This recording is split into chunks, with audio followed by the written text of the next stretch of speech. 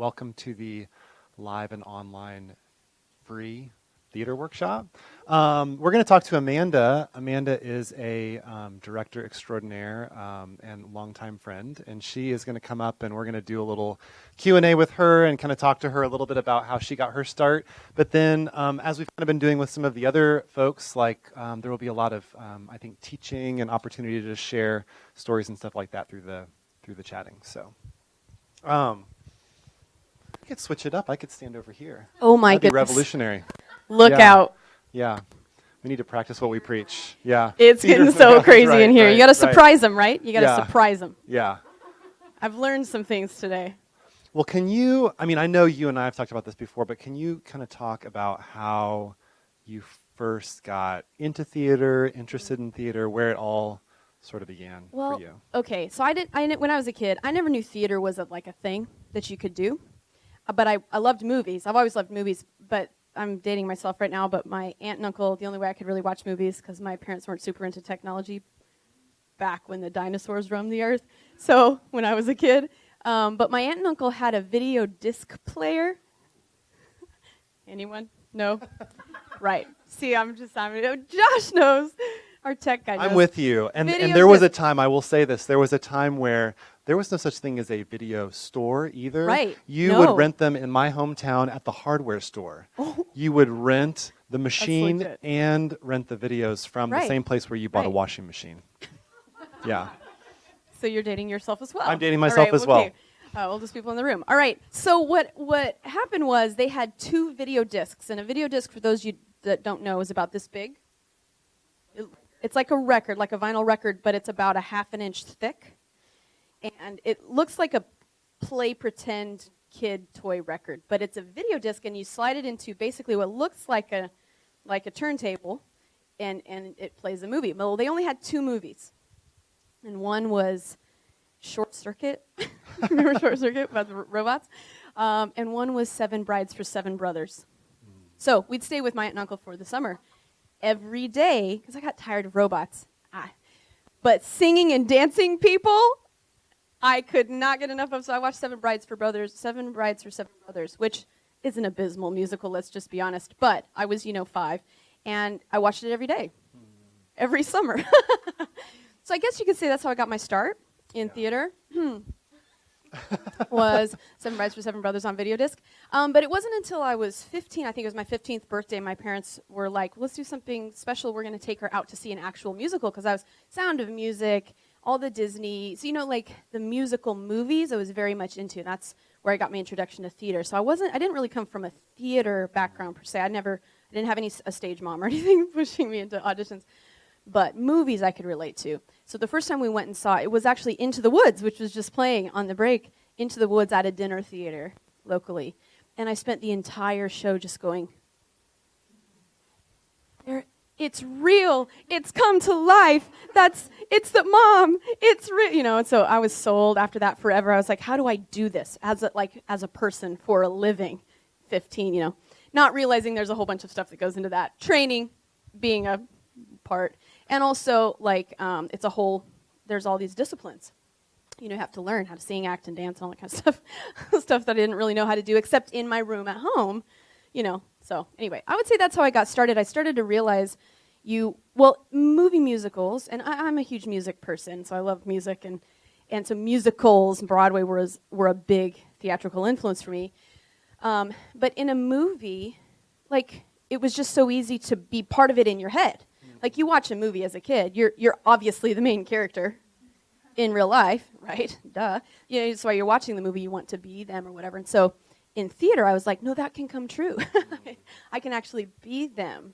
And so it was just a goal of mine to be able to be as many of those characters as I could. So I started pursuing it from there. And my first audition, was a terrifying, horrifying experiment in doing it in real life. But it was worth it to me to get past the hard parts and the scary parts and the things that it's hard to do to get to the story part and the pretending part and stuff like that. So, well, I know you spent a number of years kind of in the theater world, doing lots of plays, directing, musical directing, and all of that. Where you and I met was right around the time you started really doing a lot more specifically with kids.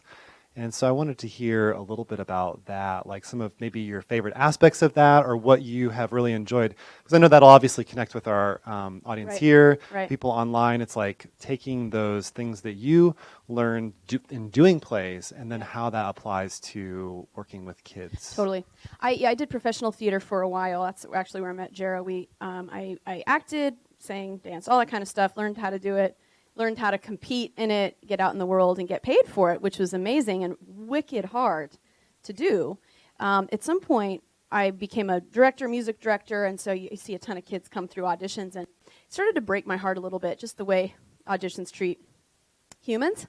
Whatever age, auditions are brutal. Let's just be real. It's just the hardest part of the business in some ways. But I started to see these kids with these gifts, like you're talking about, something inside or this expression or desire to do it. Like they show up to auditions, and you're like, why would anyone ever show up to an audition? It's prohibitive in many ways, but they do it because they really want to do it. They have a desire to do it. They've seen it. They've experienced it. But also a lot of times there's a gift inside that's either untapped or they're just starting to explore. But I had to be the person, as the director or the music director, that let them sing 4 notes and then said, "Thanks, we'll call you." And to a 5-year-old, it's hard to do, and it's hard to take as a 5-year-old. And I couldn't. I was 15 before I started auditioning, but I could relate very quickly to what you said, Jera, about what it feels like to be the new kid, or what it feels like to come into a room where everybody there has been taking tap lessons since they were 3. And you're like, oh, I just found out that this was a thing, and I'm old. Can I still join? And I still feel that way. like, OMG, you haven't taken jazz contemporary. I'm not sure that you really want to audition for this show. It's like very strong. Even at those young ages, it can be really strong. So anyway, as a old kid, still, I feel like I'm still an old kid too, Robert, all the time. Like, I just felt like somewhere there had to be in schools. You get to do that. Schools, you get to do that. Some community theater in a limited way, but I felt like there was a market out there for kids that wanted to learn how to do it, learn to be a part of it without all the pressure of having to compete for Broadway roles at the age of 6. Mm-hmm. So we decided to start working with kids. And so one of my favorite things about working with kids is I made the switch, and I was still doing some directing and things like that, but I started to focus up most of my time building this kid community theater, and adults, and you can't stop adults from doing it either, especially adults that just found out about musical theater when they're 30 or 60. They're like, wait, my grandkids are in it, but can I be in it too? Like, we will find a role for you. Yes, absolutely. But one of my favorite things about kids, and kids of all ages, and it's hard to exclude adults from that, but theater is transformative. Someone else said that today. It's transformative when done right. It's transformative to an audience watching it. When it's done right, it's transformative to a cast or a kid that gets in the show and gets to be a part of it when it's done in a way that taps into them, taps into what they care about. And one of my favorite things is to watch kids. And kids are, on some level, they can be more of a blank slate than us older people. We've got a ton of baggage and experiences and insecurities and fears and hot spots and all this kind of stuff, defenses, which as an actor, you want to learn how to let a lot of those come down. But also as an actor, in the professional world, in the collegiate world, in the high school world, sometimes those defenses come up because of competing and cliques and all the stuff that happens in high school in general and just kind of in life. But there's something about kids, if they let their defenses down, there's a transformation that happens. And you see it, and you see the other way happen too. Sometimes a kid, like I was a kid when I went to public school for the first time, it was a rude awakening. I was like, people are mean, like real mean.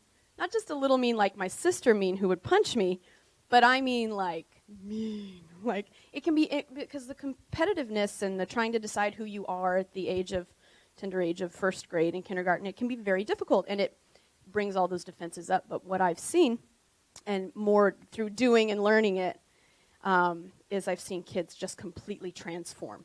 Like go back to who they were, even, or forward to who they're going to be before some of that stuff got quenched or taken away or laughed at, ridiculed, broken, hurt, all that kind of stuff. So it's really fulfilling, and it's incredibly amazing to work with kids. And what I'm learning is it's not just kids that can have that too. It just sometimes takes a little longer or more work with older kids like me. Well, I know in all of your years of doing it with kids, and I'm sure there's things that you've just picked up along the way. I know life can be like that. You just you go through these experiences, and then it can kind of boil down to like just some things. Like I like to think it like handles. So whether you're in the room or whether you're watching online, just something you can kind of pick up as far as maybe tips. Like what are some of the sort of crucial tips or things that you've just learned along the journey about how to make theater work for kids, or how to break through to kids through that, especially ones that haven't been tap dancing since they were 2. In my experience, I love hashtags. I'm a hashtag person. I do that a lot in real life, which I know is dumb, but whatever. I can't always be on Twitter. Hashtag adapt or die. What would be my first is flexibility with kids, with theater, because I came from a professional world with primarily adults, which occasionally you cast child actors, and OMG, never do that again. That's some of the mentality in the professional world a little bit, because it can be just tougher to work with kids that don't have as much experience. But I learned with kids quickly to give up my notion of what I thought a professional show should look like, and quickly learn to redefine my idea of theatrical success based on what's happening with my cast, based on how the story is being told, based on what I can get to happen on stage, what I can bring out of them, and redefine my success not from a professional standard of what I think I need to hit because that's the show I saw when I visited New York, or I saw at the regional tour that came through, or whatever, but redefine success as watching that kid who couldn't get up out of his chair at the beginning of rehearsals, and he actually never sang a note in auditions because he was having a panic attack, actually sing a solo for something, regardless of how it seems to his parents or it sounds to his grandma who's videotaping it. I can see the transformation, and that to me is only accomplished when I'm flexible with my idea of what I need to do, or like open to ideas. Or we were talking in the break about YouTube being just a treasure trove of ideas. And so there's been entire shows I've pulled from YouTube or other ideas, or had the kids research a scene on something and get them excited about it. Or anyway, I would say adapt or die, flexibility, redefining what I think of as success has been just the number one, which involves humility too as a theater director, which is not typically a word that we describe ourselves, theater directors, as being humble. But there's something about always knowing I need to learn. And some of the people, I think, one of you saying, some of the people I need to learn from are the actual kids in my production, the young people who are artists in their own right, Yeah, and in that, I think, the experience is so much richer, too, for you, because, you get more buy-in from the kids. The kids are more involved, kind of like we were talking about before, like they take ownership, and then it becomes something where you're learning, they're learning, and it really is something to remember. I think about just experiences I had as a kid. I was in plays in second grade. I remember doing the Russian dance and the Nutcracker, which was pretty much just kicking my legs up, Totally. over and over and over, which is about all you can do in second grade. Or Alice in Wonderland, where my mom sewed. I was the blue caterpillar, and she sewed together these. She took pantyhose and stuffed them full of stuffing and gave me legs that attached to my arms. Oh my but God. I think what you're speaking to, it's like here I am able to close my eyes and picture that so vividly as there's this wonderful, rich, safe, fun, familial experience. Right. And as teachers or as directors, you have the power to facilitate Create that. that, Or, like you're saying, if we're under the pressure of it has to be perfect, it has to look a certain way, then that actually can take away that life and energy that the kids will and want to bring to it anyways. Right. And that will just happen if we can, in amazing. some ways, when you talk about humility, kind of step out of the way. And Sure. I've seen this. I've seen it with you. I've seen it with other directors. There's a middle school teacher in Colorado. I just loved watching her connect and relate to her kids because it really did feel like it was beyond a classroom. Totally. It felt like she was able to really connect like a family. And when you were talking about knowing things personally about the kids, it's like she's speaking to those kids based on what she knows is going to connect with them, what she knows is really going to bring them to life on an individual basis. And then it can really just change the school experience for them, which I know we have some people here today who are teaching middle school, and I Right. taught middle school for a while, and I know that middle school is one of those, well, it was for me, Eat or be eaten. really vulnerable times. Yeah. And like it is a game changer for a Yeah. lot of people. It was a game changer for me. So if you have a teacher, and a lot of times it can be a drama teacher or an art teacher or somebody who just takes the time to make that investment Yeah. and sets aside maybe a certain perfectionism or look to really like drive home the Yeah. heart of what you're doing, can be really powerful. Totally. Yeah. I took the mic away as the No, answer, do it. but Go. but He's ready for I his love workshop. this, and it's what inspires me, and I feel like that too. I feel like as teachers, if we're inspired, as artists, as creators, if we're inspired, if we like are okay with just saying, I don't know, but I'd like to learn and be those lifelong students, that just doing that and demonstrating that like can unlock some things for the kids too. Yeah. So let's jump over. This is like cold jump to projections, and I'm Yeah. going to talk about it a little bit Yeah. later and the connection and how I met you, because I think it's really important. It kind of taps into my why. Right. But I know that like for you, especially when you started doing theater in Selma, like, and you gave me the call to do projections, like you have been a really strong advocate for it before I even really knew what it was, Right. and that it had been done before back Right. in the days of slide carousels and sorts of stuff. But I know you were even a champion of it and what it was doing for your program before that. So I wondered if Yeah. you could just kind of even speak to how that connects with like what you were doing as a director. Yeah, absolutely. When we started, I just started this kids company. Jera, a few people were around that helped, and then people started volunteering and helping us like join in with the parts we were missing.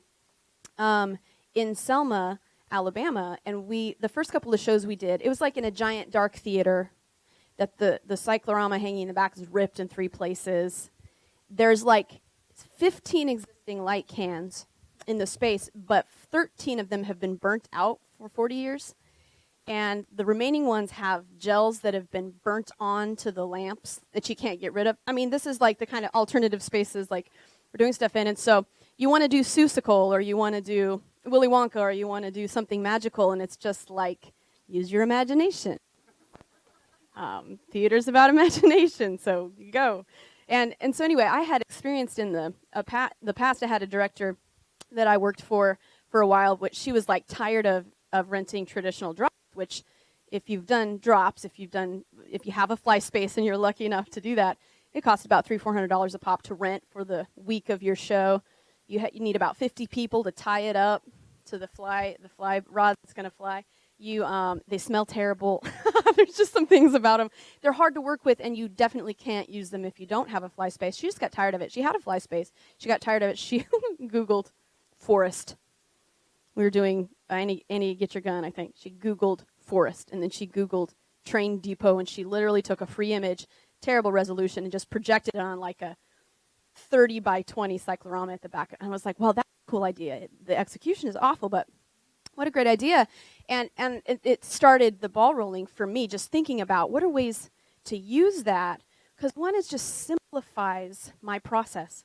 And I want to talk about this a little bit because for me, theater started out as play pretend, right? It starts out as play pretend. Everybody plays pretend, right? You all played pretend. I still do. Sometimes. Be real, so do you, okay? There's something about playing pretend that you get immersed in imagination, you get immersed in a world, and that's ideally what theater would do.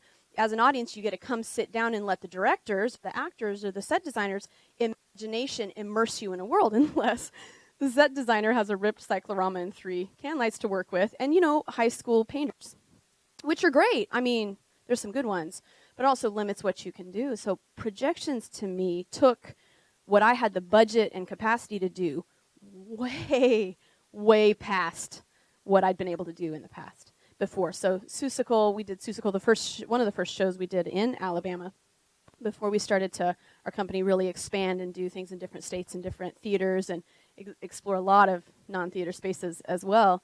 We rigged up one of the burnt on red gel cans to hit the ripped cyclorama at certain points. So you had red, and then you had blue.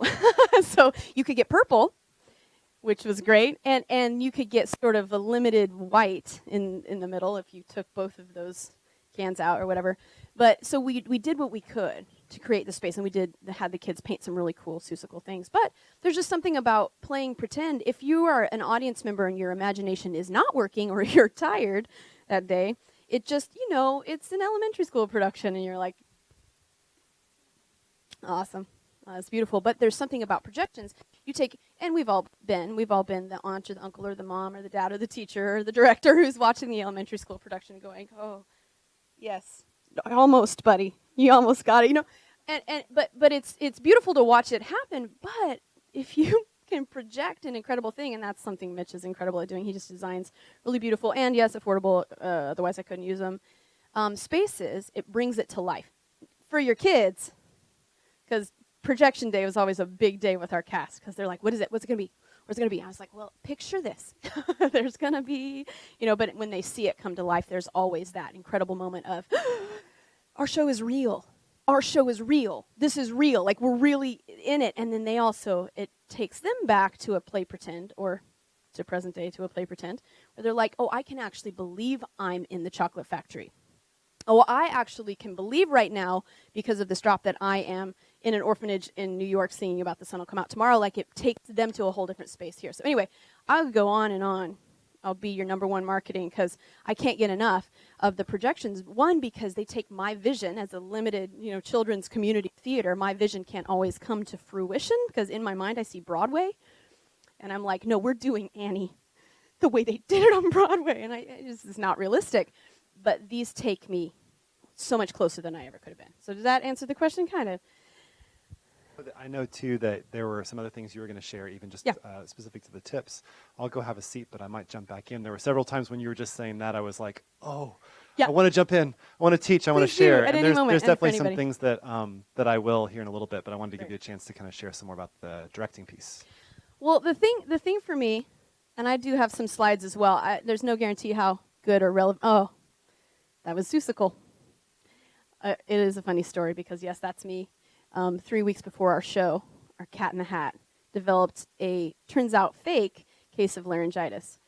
We didn't know it, but it was 3 weeks till open, our Cat in the Hat, which this was one of the first shows we did, but we had about 80 people audition, kids mostly, a few community adults, and a few friends I bribed to come be in the show, and our Cat in the Hat was great. He was great. He was funny, dynamic. He knew some of his lines, a few, bless him. And 3 weeks before the show, he called and said, "Oh, I'm sorry, I can't do it. It's not going to work. I have laryngitis." I was like, "You have permanent laryngitis? Like, it's not going to go? The doctor says I can't do it right away." I'm like, "Okay, great." So I call him back like 2 hours later to try and figure out how to get his script back, because I have to find someone to play the Cat in the Hat. He didn't have my number saved. Called him back. "Hello? Lawrence." "Oh, hi." "You cannot kid a kidder, friend. I'm an actor. You can't. I know what you're doing. It's all right. You're out. Bye. See ya." Clearly. So anyway, we went about a week without a cat until Jared was like, "You have to do it." It's like, no, that's a no-no. The teacher's not supposed to jump in and play the lead. Technically. And I was also conducting and playing first keyboard in the orchestra. So it was definitely an adapt or die situation. So anyway, all that to say, we had fun. It was fun, and there's something about Seussical. It's an incredible story. That's what I would say more than anything about getting creative about directing kids, is the thing that all kids have in common. Actually, it's humans. What humans have in common is that we love stories. There are so many ways you can watch stories, buy stories, be part of stories, tell stories. If you ever spent Thanksgiving with anyone, 90% of it is stories. How are you? What are you doing? Also, every time I get together with my sister, and I love my sister a ton, and we have lots of deep, personal, important things to talk about, we just always talk about the plot of the TV show we're watching, or the movie we saw last week, or, it's just, stories are such a big part of our lives in so many ways, and that's no matter what culture you're in, no matter how old you are, no matter where you live, or anything like that. Stories are a big deal. So what I'm learning with kids, and have learned over the time, is if we tap into the story we're telling, and someone was talking about this earlier, I think, Jared, actually both of you probably did, is like if I tap into the story we're trying to tell through Willy Wonka, which is a story about a kid who's not accepted, who finds a place where he can actually shine and actually experiences being chosen. He gets his ticket. I love Willy Wonka, so don't get me started. They're directing it. I love it so much, and it's because it represents everything that's magical to me about theater, but like a new world coming to life, discovering there's things possible that you didn't think were possible. But that's the thing about stories. The stories we love, the good stories, a lot of them have an underdog in them, because we all sort of feel like an underdog. There's just something magical about it. And so, but from the time you're little, you're pretending that stuff. What did you play pretend? What did you pretend when you were a kid or now? House, yeah. No, my sister Lee, she was 3 years younger than me, poor Lee. It was like anytime we were going to play, automatically you play pretend, right? Do you remember all that?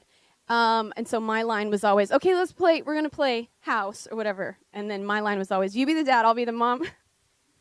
Poor Lee. She always had to play the dad. She didn't have any say in it until she got taller than me, and then the dynamic changed a little bit. But you be the dad, I'll be the mom. Or we played a game that I love called Cars Are Monsters, which means when a car drives by, it can kill you with its headlights if it sees you. But if it can't see you, it can't kill you. So you'd dive under bushes and dive behind the porch, and we'd be playing whatever on the playground, and anyone called out from anywhere, cars are monsters! It was an instant, dive towards.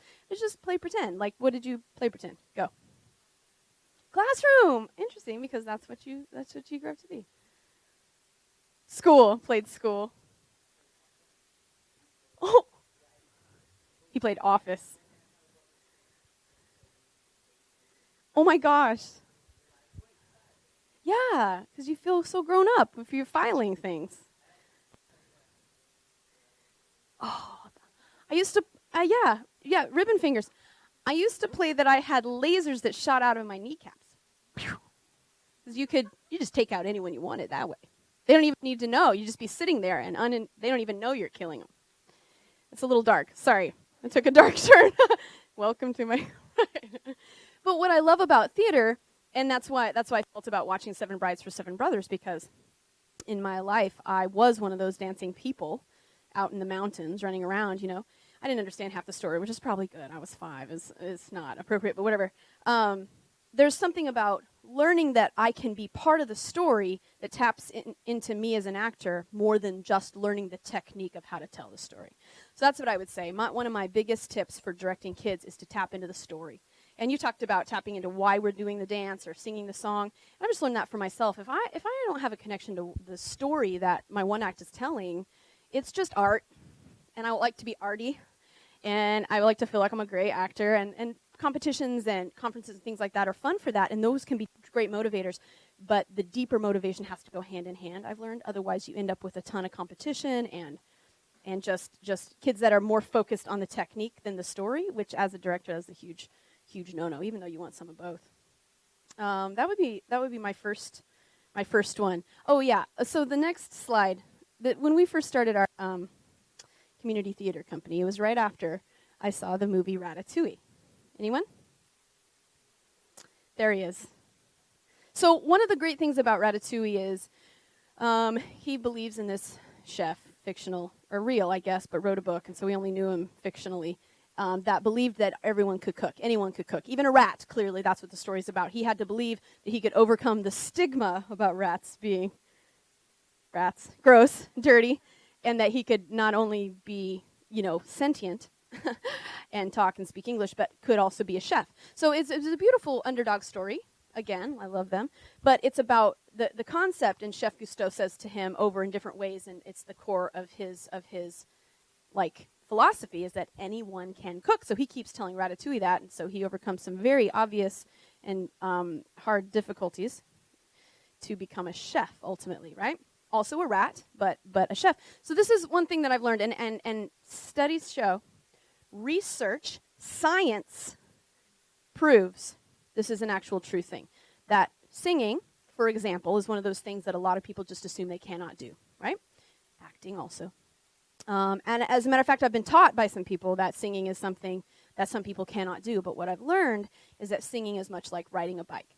If you have a physical disability, which happens here, sometimes happens here, there's people say I'm tone deaf, and I say, no, that's called amusia. If you have tone deafness, it's a mental disorder. That means you actually cannot discern musical tones one from another. There's very, very, very few people actually have that. There's people that have a hard time matching pitch, but there's also people that have a hard time riding a bike. There's something about learning to do something in an environment that is safe that anybody can do it. Anybody can sing. So that's Gratitude's not up anymore, but that's one of my philosophies, anybody can sing. And so what happens is then that translates into a lot of different artistic disciplines. Not everybody has the desire to do it. Not everybody is going to become Picasso, right? The art teacher is like, yes, true, but everybody can. And there is a different expression of art in every person, as we experienced by a lot of the artists that we know and love and see, and our kids with their art on our fridge, right? Everybody has a desire to do it on some level, and then everybody has a story of someone that said, yeah, maybe not your thing. Maybe you should stick with this or that or the other, especially with singing. I've never met a human so far that doesn't have a choir story from when they were young, where the teacher's like, well, you could just lip sync this part, right? It's real, it's a thing. I had a teacher like that too, or said like, that's great, I'm just going to have you stand in the back row of the altos for this, and it's the teacher trying to do their best to create a product the kids can be proud of, but in the result, the aftermath, it can really wound some of that desire to do it.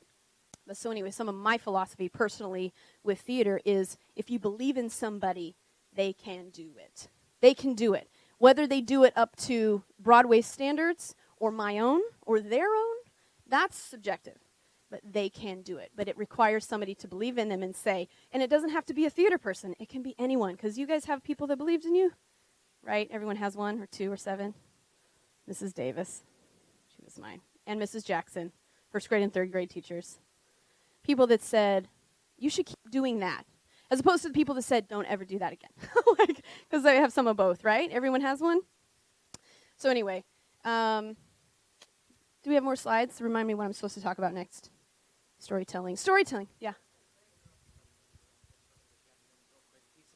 Just when you said that about, like, we've all had somebody that's believed in us, I think one thing that I just appreciate even about, like, theater communities, about people, even, like, seeing, like, a group of people that are working together to do something, I think we can all have that towards kids to say, gosh, I believe in you, you can do it. And at some point, it's like, it is so easy for us to forget that as adults, like, we need that still for somebody to be like, yes, you can do it. Like, you're putting on a show, totally, you can do it. Like, how can we help? How can we help get the word out? How can we help make it come to life for real? Like, you can do it. You can put on this show, even though it might feel like it's falling apart, because, like, we can give that to the kids, but then sometimes it's like I have to be reminded and then support it. Sometimes I have to have somebody still believing in me. So that's one thing I do appreciate about, like, even those who've come and those who are watching and stuff is, like, it's not just everybody is operating on individual theater shows. It's like there is a community of people that want each other to succeed. It's not competition, which I just wanted to say that. That's so good. I love that. I'm going to tell a story on some of our people in our audience real fast. I just met our two directors are directing Willy Wonka at a middle school, and one is a choir director, right, musician and theater person, yes, and one is an art teacher, which now you're a theater person. Woo woo. But what I love is, and I just overheard part of the story, but they had an opportunity to do a show this year, yeah, and they were advised to not choose a musical. One, because they're expensive, you have to rent the rights, and they're expensive on time. You have to teach a whole bunch of kids to sing, as well as all the acting and blocking that needs to do. But what I love is it was a no-brainer, right? You're like, we're doing a musical. We're going to go for it. But that's some of what you're saying is, like, if you have somebody that's like, we can do this. We have till January. We can do this. Like, there is already, those kids have a leg up because all the people you cast, and you cast a lot of them, right? But all of the kids that you cast know you believe that this show is possible, just from that story. And so they have an opportunity for their show to be a real show. Not just, we gave the kids this to do because we didn't know what else to do with the theatrical kids in the school, which that happens a ton too. And then we, as the teacher, have an opportunity to say, no, they can say what they want. We're going to make this rock. It's going to be amazing. So anyway, again, without being a commercial for you all day, that's what projections do as well. Anytime you tell it, kids just know, humans know, if you're humoring them, right? It's condescending, but we all do it. Oh, sweetie, that's so sweet.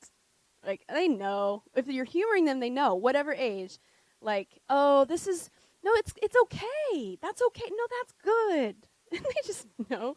But if you're able to say, like, listen, we're going to kick this, and we're going to go for it, there is something else that happens. It is like believing. Not just believing for the sake of, go, children. Children are the future. Teach them well. Let them lead the way. It's not just out of a desire to see children grow and succeed, but out of a desire to show kids, oh, this is going to be the kickinest Willy Wonka that the community's seen. It's going to. I already know because y'all believe in it enough to do it, even though it maybe wasn't your, first choice of things to sign up to do at the school. But that's what happens to a lot of us. We drop into it by accident. And you're like, oh, this is a thing, and now I'm in charge. So here we go. Anyway, that's where adapt or die comes in. But storytelling 101, that's just what I've been talking about. And the next slide just talks a little bit. Every single person I've met has a story. It's hard to tell your story. You have to be invited to do it. The best way I've found to ever tell my story or connect to a story is to watch someone else's story. That's why we love theater. That's why we're here. Like, you love to watch stories because it relates you to your own. You might not have the freedom to stand up and say, here is my story, here is who I am. But you watch This Is Us, you're like, oh, that's so real, or I can relate to that, or, comedy, it does that. There's some things that are universal about storytelling that I've never met a kid who doesn't get up in front of people and immediately try to be funny. I mean, a human. It's just humans do that. Because comedy, it's universal. There's things about storytelling that are universal. So anyway, in order to achieve that, I just have some different things that I have learned. Like, in order to be safe to tell your story or to tell your story through telling another story, to tap into what you care about the character you're playing, whether you're a professional actor or a brand new middle school actor, it's still the same. Like we used in college, you learn how to do character profiling. You profile yourself as the character you've been cast. Sailor number 3 on the left. What kind of ice cream do I love? Like, what place would I like to visit for vacation? You learn how to profile your own character as an acting exercise so that you can fully commit to functionally playing pretend to be the soldier. It reminds me of a story. Because commitment is one of those things you have to know who you are. You have to connect to a story to commit to a character, right? Right, directors? So there's something about, and this is acting technique, but it's how to apply acting technique to anyone. Like a kid, an old person, yourself. I have a friend, very dear friend, who is the now 6-year-old daughter of these two friends. She's a theater kid. She's just cursed from birth. She's got it from all sides. She's very dramatic and incredibly talented in a number of ways. But this was years ago. She was probably 2, really? Oh my gosh, a very advanced 2-year-old. But anyway, we were having a face painting. It was like a day we were hanging out, and I was painting a lot of kids' faces. She came to me to get her face painted and asked her what she wanted to be. And she's like, a cat. I was like, great. We painted a cat. It was like around fall, Halloween time, so it was kind of a funky black cat, eyebrows, and did all kinds of fun stuff on her face with the... So as we were talking, I was just, I can't help it, I'm a director, so I was like, what kind of a cat are you? Like, what is your motivation as a cat? Like, I couldn't help myself. I went, so we character profiled her cat, and she was a very specific type of 2-year-old cat, because she's a very unique and incredible individual, and her name is Lucia. So at some point, I was like, so what would be your favorite thing to do as a cat? So we had developed this very interesting and weird cat character. So at the end of it, I was like, okay, what's your cat name? And she was like, understand the circumstance she's in. She's getting her face painted. She's like, Paint. I was like, Paint? That's what we're doing to your face, sweetie. But what's your cat name? She's like, Paint. I'm like, oh. I am so sorry. I've messed with your creative process, and I apologize. It's a no-no. It's like, all right, Paint. She's like, Paint the cat. Like, I get it. Paint the cat. What's up, Paint the cat? So I started calling her that. We're playing pretend. It's fun. She's 2. And so anyway, I'll have to get you to tell the rest of the story because this was as far as I went with it. I thought it was fun, and then it was the next day that I heard the rest of the story because as the day went on, as happens when you're 2 and you don't get a nap because you're outside and you ate hot dogs and ice cream and got your face painted, you start to tend towards meltdown in the car on the way home. right? And she has her sister in the car with her, little Yeah. sister. So it's fall festival, going home, melting down. She's like 2, Just pushing 3. screaming. Has a 1-year-old, and at that point, the 1-year-old's like, I mean, not as interactive. So I'm kind of talking to my 2-year-old, like by talking to the 1-year-old, and so it's like, hey, well, since she's melting down in the back, I don't know. Are you hungry? Do you want to go do something? It just kind of seems like Lucia is having a bad day, and she just that was like the final straw. She just like lifts her head up from already having been down for so long. She goes, "It's paint," and slams her head back down again. The one thing about that whole situation that bothered her is you did Yeah. not call her by her cat name. No, That's commitment. That is commitment to a to this day, character. she still. The other day, I introduced her as her full name, Lucia Bob Pickle. I gave her the grace of giving her whole name, Pickle Boteo, and she said, "It's actually Paint the Cat." I was like, "You're 6. How do you This is remember 4 that?" years later. Yeah. That is commitment, I'm Yeah. telling you. You don't underestimate the power of play pretend in learning full-on real acting technique, because that is all it takes. It takes commitment. It takes knowing how your character would react when they get called by the wrong name. It was amazing. It was beautiful. So anyway, something about everyone having a story and everyone learning to, just incorporating, obviously you're not going to call it play pretend with high schoolers, but it's the same thing. Or with adults, and I do a fair of directing adults, and it's the same thing. It's like, okay, everybody, we do a game where, well, haven't done it in a while because it scares people, but it's so good, because if I was going to say there's one goal, like if you're redefining success and how your theater production works, for me, redefining my success is that I get every single person to engage at some point during the process. It's not always going to happen, especially if you have kids that are there that didn't choose to be there, or if you have kids that are there that are a little too cool for the process to get down and dirty with the rest of us actors, Well, you just mill around in a room, a big group of people that walk around, and you choose a character to be. And then every person you walk past, you have to interact with, but as that character. It's an improv game, but you don't call it improv because sometimes improv scares people, because you think there's rules and you have to do it right. But it's just functionally you're playing pretend as a big group. And it's so much fun. So much fun that as a director, I can't help joining in. It's just fun. And you don't have to be good at it. You don't have an audience except the person that you're interacting with who is also interacting back with you. So anyway, it's just something about creating a safe space to do it. Safe space to play pretend means you don't make fun of someone else playing pretend. And this brings me to some of my standards. We call them standards because we didn't know what else to call them. But the idea is with the goal in mind of having safety first, because competition is the death of improv. Competition is the death of technique. It's the death of creativity, the death of freedom on stage. Safety first is a motto, and so some of my standards are this. And use them, don't use them, laugh at them, change them, write your own. We talk about respect a lot with my kids. So respect is just probably the core of every single one of these values. Respect is the core. But you have to respect others and yourself. That's number one.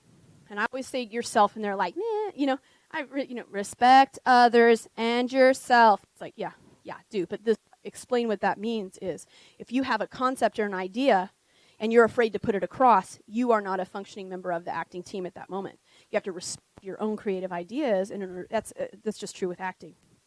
Okay? Others and yourself. That also means there's no laughing unless appropriate. No making fun of, which is very hard for kids to do. It's just hard for humans to do. There's something about making fun that is the death of, again, creativity and community and unity. That would be my other goal. #engage. #unify. There's something about unified as a cast. It happens. You get trauma bonds. You go through Tech Week. You're trauma bonded. Okay. You all get yelled at by the director. You're trauma bonded. Like, your lead quits 3 weeks out. You are trauma bonded. There's things happen. Yes. Oh my gosh. Yes. Like there's unity that happens automatically, but there's ways to facilitate that from the beginning that creates like a safe space for Edward in the back to jump up and move chairs, whereas before he was kind of like, no, or wouldn't have thought about it. Or for Lily, our hater, who couldn't stand it. Well, but that's the thing. Part of what Lily was doing was not respecting her own contribution to the group, but you didn't know. Not you, but the Lily girl, didn't know you had something to contribute. So respect others and yourself. The next one is respect your environment, and I don't mean like the trees. I just mean like the space you're in. There's something about respecting your environment, and that includes, can be my example, includes the person and the space between you. If I'm respecting, and this is the rules of improv for those of you who know, and who don't, it doesn't matter, because it's also the rules of playing pretend. If you've ever played pretend with a 3 or 4-year-old, played house, and you do something wrong, it's instant. You're not supposed to do it that way. You're supposed to do it this way. I mean, play pretend has very clear rules. It's kind of the rules of improv as well. But if I'm respecting this space, then I respect the choice that comes out of this person as much as they are required now by the rules to respect what comes out of me. So it just creates a different dynamic. Thank you. It was beautiful. Very well done. Your responses were just fabulous. Standard number 3 is give 100%. This is hard to require, but it's go Kylie, go Kylie. That's part of it. It's encouraging and inviting people to engage with a group of people already engaged can be very effective. And then I do silly things like, oh, today we're going to give 92%. Right. This is what happens. No! 92! It's like, oh, my bad. I thought we were about hitting 92. Was that right? Okay, 93. Kids, especially younger ones, are like, oh, they're like so. I'm working with a cast right now in A Christmas Carol as well of this group of under 12 children's choir. I'll say that.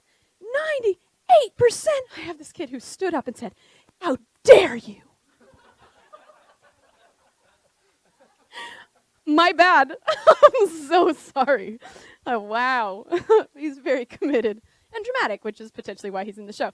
Anyway, 100%, and one thing that I will tell you, 100% requires demonstration. They will not respect someone who requires 100% but only gives 92. That's my job. That's your job. It's the demonstration of it. So whether that's demonstrating silliness, demonstrating improv, play pretend, choosing to join in improv games. Some people will argue against it. I will argue for it. Join in the improv games, not to prove how much better you are at improv than your students, but to be the silliest thing on the stage, because then they know that it's okay for them to do that too. It's also okay for them to laugh at me, within reason, because then I will get in their face for just a second as an example of not doing that with other people. I think one thing I want to say about giving 100%, I think one thing that's really hard, and I talked about that insecurity piece earlier, is maintaining my giving 100% when others are not. When the students are giving 80 and 70, when an audience is giving 50, it's like it's so easy to kind of drop down a little bit. And then that drop down, it's like at that point I'm the thermometer reacting to the situation instead of the thermostat that's like, I'm going to give 100 no matter what, and nobody might receive this. But I think we all have that like high school teacher that was like really crazy, like that math teacher that was just like, that just did the most insane things, and you're like, it's just ridiculous. But you know, I had Mr. Carmen, and he would just the most ridiculous things, come in costumes and like tape things to ceilings, and you're like, this is lame. And you're like, at the time I was like, almost. I was a 75%er that was like, funny, haha, And then looking back, it's like he never backed down. He gave 100. Those are the like Teachers of the Year award winners. Those are the people that are like, gosh, that person is remembered. They gave 100 when I was a jerk and gave 80 the whole time. I gave 60, and they were undeterred. They gave 100 on that stage. Yeah, totally. Yeah, there's something about demonstration that's a huge part of teaching. I've learned, because I can teach all I want, but until I demonstrate it, there's not kind of the safety even between myself and the student to do it. That's hard to do. I've learned a lot about doing it and just biting the bullet and letting it all hang out, even though nobody feels like they're just great at improv, or, you know, it can be hard to do that. But if you're committed, again, to the story, if you're committed to the pretend, if you're committed to playing around, which is not automatic for professional theater professionals, but if you think of playing around being the most important thing that's happening in there, which we're learning more and more about play being so important for kids, right? Young age up to adults. It's a huge important developmental tool, but we tend to forego it because we think it's more important to learn how to do this or that or to be good at something. But anyway, give 100%. It kind of encompasses a lot of acting technique in one thing without them knowing it. Let me put it that way. If you have an issue, speak up. This is just rules of safe spaces. If you're struggling, if you have a hard time, talk to me. If you have a hard time with someone else, grab me and talk to them. There's just something about team building. It's really just team building 101, but in a way that's accessible, and it's also a rule. So if you do have an issue and you don't say something, you're also not respecting yourself to have an opinion. And this is rule number 1 of improv. Contribution is key. It's key. You have to contribute. If you don't contribute, you're not really part of the theater community that's growing. Okay, and then also have fun, because you have to have a rule about that, right? That's the only reason it's in there. You have to have a rule about that one, because when you're asking them what the rules are, they're all like, respect others and yourself. If you have an issue, speak up. I was like, what's number 5? They just get excited about, okay? All right, so these are, again, tips from me. If you want them, take them or leave them. The last one I'll leave you with, because I know we're waiting for the main event, because the projections are a huge piece of everything that I do, and also a big part of what we're all learning to do out there, like to take our stuff to the next level, I'll call it beeping, okay? There's a game that we used to play it in college. They taught us how to play this game. It's called the beep game, which it can be adapted in a number of ways. It's basically a low-impact improv game, okay? A way to get everybody to engage. So the very first time we did it, got everyone in a circle. It's just one of the games. We played warm-up games like Whiz Boink. Anyone? We'll have to post some resources about games and stuff. Then you guys can post some links and resources about games and things that are working for you. Whiz Boink is one of my favorites because it can elimination games can be hard, but with Whiz Boink you can take the eliminated and start a new circle pretty easily. Elimination games sometimes defeat the purpose, because then you have to have kids sit out because they weren't good enough. That's tough for me. But they're fun, too, because you have to push yourself to do better. But the tractor tag is a great one. I know it's just tag. It's a great team-building improv exercise because you have to learn how to function as a team and stay connected as you go to the next thing. And there's also other rules that kids would have to explain it to you. We'll post resources. Okay. The blob game, again, very exciting. There's a game called Machine where you start out with one person and they have to do some robot noise machine motion beep, beep, and then one by one everybody has to join and actually touch them, which is hard for middle schoolers to touch, but you can touch like this. And then you join and become part of the machine. Waga, waga, and you do something else goofy until the entire class or team or cast is a giant machine. And then I created my own ending. Because once you've got a machine built, it has to try to run. So I get them to try and take 3 or 4 steps, and then inevitably the machine breaks down and we all fall to the floor. It's my version. It's my version of machine. Because the falling to the floor and dying, it's one of the best parts of theater. The death scene, it is, even in middle school. So have to give them a death scene at least once a rehearsal. All right. But anyway, this beep game is another one. It's not a elimination game. It's not a contest, although anybody can make anything a contest. You stand in a circle and you have one job, and that is to beep.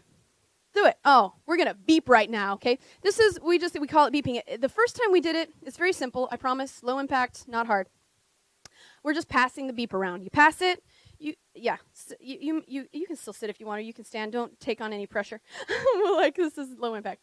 I start the beep, or I choose someone to start the beep, and all you do is you go around, and you have one job, literally one job, and that's it, and that's to say beep. The beauty is you can say beep however you want to. But all you have to do is say beep. And the idea, there's like a challenge, is to do it fast. Because it's actually an improv exercise to react quickly and turn and shift and react quickly to pass on the motion. Kind of Whiz Boink can be like that, or some other improv games we do. So let's practice it really fast, right? Fast as you can. Beep. Beep! We did it. That's it. That's all it is. So then you do different levels, like now you have to say beep bop, or now you have to say beep in a funny voice, or now you have to say, one of my favorites is a lyric from the show we're learning. That one's good. Willie. Wonka. I mean, you have to, so it's a way to engage what you're learning in rehearsal. It's a way to just get everybody to engage. And of course, you inevitably have beep, from some of them. But that's engagement. I will take it. So, and it's also peer pressure. Peer pressure is good. Okay, in this sense, but it's a way to create unity out of what was disparate mentalities and thoughts and levels of tired and levels of interest even in doing improv. So, anyway, you may sit. Thank you so much. That was beautiful. The thing about the beep game is it became a very important part of my process. I didn't realize that I thought it was just a game. But the first time we did it, we went around the circle, and then the next time we had rehearsal, we ended rehearsal, and I got all these comments, why didn't we beep? I was like, well, they like that game. Awesome. Well, we did it. So we did it at the end. It started to come back every time. Why don't we beep? Why don't we beep? And as I started to explain, the first time I explained the game to them, my feeling about it, and this is one of my personal mottos that we use in my theater company and actually in life, everyone has a part and every part is important.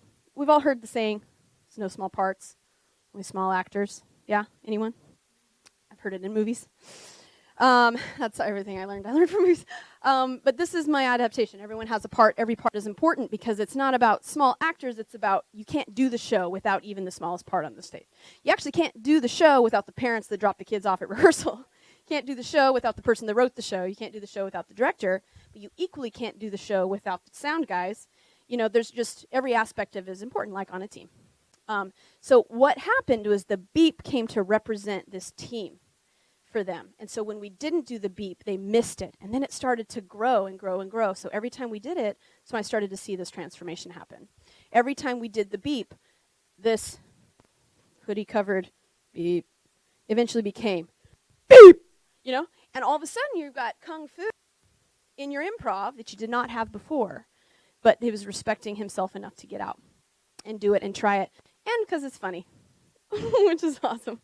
Comedy is a universal tool you can use all the time. So, like everybody that's in the room participates. So we're like, parents, come join us. And I mean, yeah, the little kids and it really does help open up everybody's mind to like what is important about the show. Every part is important. So yeah, that's what I would leave you with. I would just leave you with this. And at some point, you'll have to tell them what's happening now. But please get in touch with me. I'd love to meet all of you. It's just fun to hear what we're all doing. And every person is different. Like Mitch said at the beginning, there's no real rules about anything. You can learn technique and teach technique until you are blue in the face. But every group of kids is different. Every show is different. Every director is different. And the more that I've become personally involved with both my students and also the shows we're doing and the process in general, the more success I'm getting just with humans. I have my last hashtag I'll leave you with is, to me, theater. It's very easy to be divided in people on the stage and people in the audience. But the best theater, in my opinion, is when you just all turn into humans in a room. Just humans in a room. You might have humans in costume and humans not wearing a costume. Or maybe not wearing a costume on purpose. You have humans that are singing, humans that are watching. You have humans that are running lights, humans that are waiting backstage to go on. But we're all just humans in a room, and there's something leveling about that, especially teaching young people that it takes all the parts to work together. So, #humans in a room. I'll give it back to Mitch. Thank you very much.